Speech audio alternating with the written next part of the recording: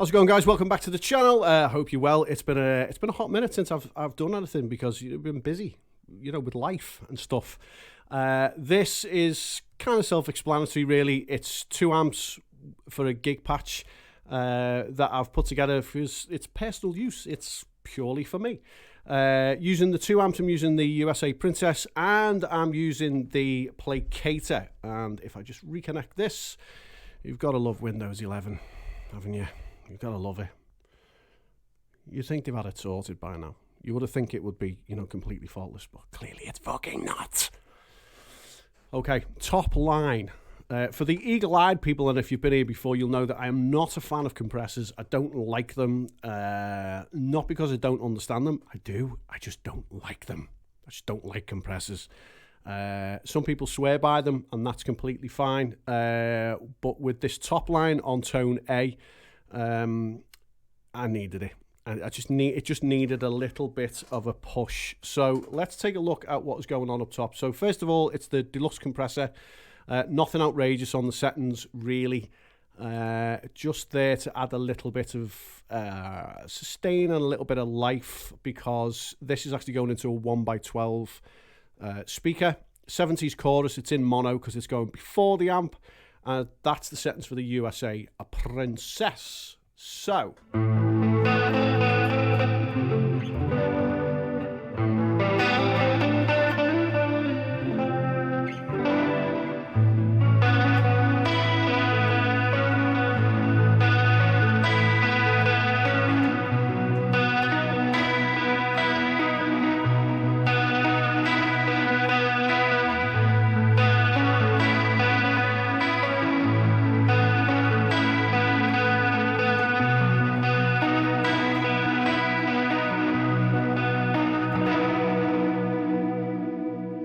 carries really nice, and it's a little bit more focused, I think, because it's got a 1x12, and if you're using monitors, 9 times out of 10 you're going to use an 8-inch or a 10-inch or a 12-inch, and it might be just a singular monitor that you're using on stage, and that's the focus that this brings. I think it just kind of sits better with a 1x12. That's the stock cab that comes with it when you pull it out of the list anyway. And normally I'll use a 2x12 for the clean amp just to add a bit more, but I didn't need that today. That noise was so those are the settings for the clean amp, with it being a two-tone patch. Easy to use, if I can say, after Christmas. It's just a tone A and tone B switch, that's all it is. There's no snapshot set up. I haven't assigned anything to the pedals apart from the delay and the overdrive, so clearly I was lying there. Downstairs on path B is our second amp, which is the Placator, which is obviously the Friedman. Few things that I have done to this: I've pulled the drive back a little bit, moved the bass back, up the mids, lowered the treble, up the presence slightly, changed the master ever so slightly, pulled the sag down a bit, put the HBE on and the fat on, left the C45 off and the saturation off. All right, the bias and the bias X are stock and standard, and in the front of it is not the tube screamer, it's the OD.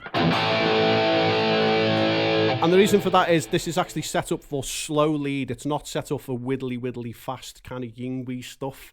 This is just set for to get it to sustain and long ringy out, notes.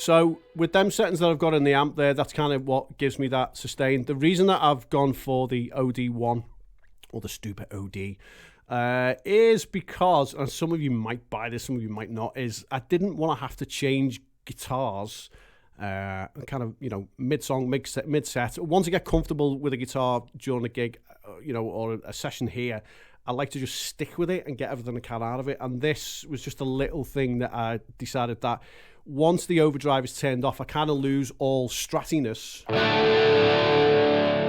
and get a little bit kind of woofy Les Paul.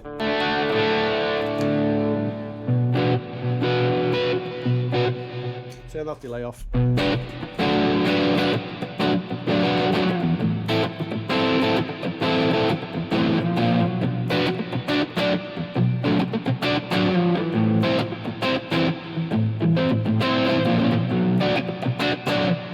That's why that's set like that. To my ears and for what I was doing, I loved it. But that overdrive does kick the amp, you know, right in the ball sack, you know.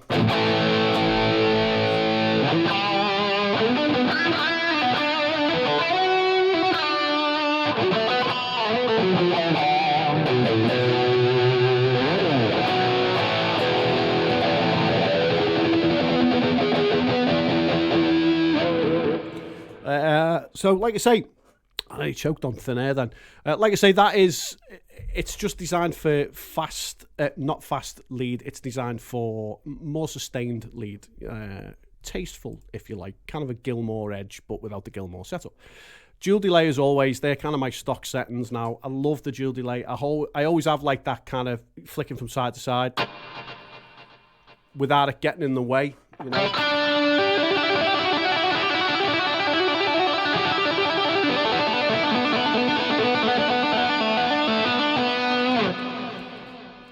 It's not intrusive, you know. It still allows you to do what you want to do.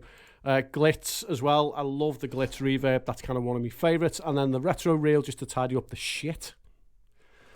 And the tile as well. And there is our calligraphic EQ. One of the questions that I did get the other day as well on Facebook is why do I push the highs? Why do I boost the highs? Well, it depends on the situation of what guitar, what's happening in the room, what is needed for whatever I'm recording at the time, and they're kind of the stock settings that is the happy medium for me. They don't have to be like that for you. You do whatever you want because you're a grown adult, man. The Friedman is used with a 4x12 Greenback 25 with the 57 dynamic, and that, my friends, is 7 minutes and 35 seconds of my time and yours together.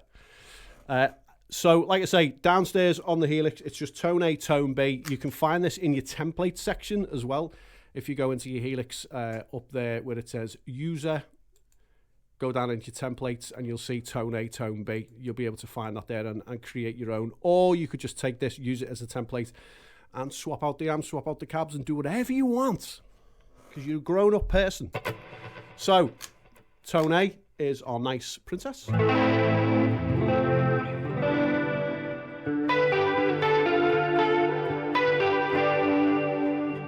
And tone B is our Friedman.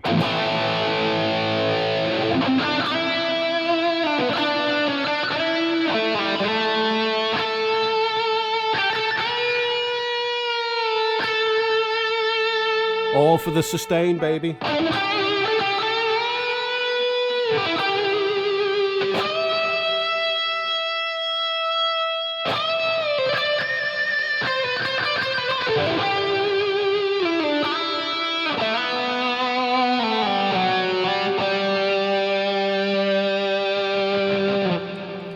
That's why it was built the way it was. That's why I made the pads the way it was. That's why the amp settings are like that, to get that sustain. Okay, there's a million other different ways you can get sustain. That's just the way that I like to do it. So if you're going to listen to these other YouTubers that'll tell you it's completely fucking wrong, then that's up to you. All right, as always, thanks for listening. Thanks for watching. I appreciate you being here. All I ask is, you know, stick your fingers in the notification bell and slap that subscribe button on the ass and keep coming back for more. We've got another video coming in a couple of days. One is a patch build. The one after that is about where all my guitars have gone. There was a gazillion guitars in the studio at one point and most of them have gone now. I've trimmed down the collection and I just thought it'd be cool to kind of show you around and show you what I realised one day that I didn't need and just got rid of everything and just kept the essentials. All right, so till next time, guys, take it easy. See you on the next one. Shaka Khan.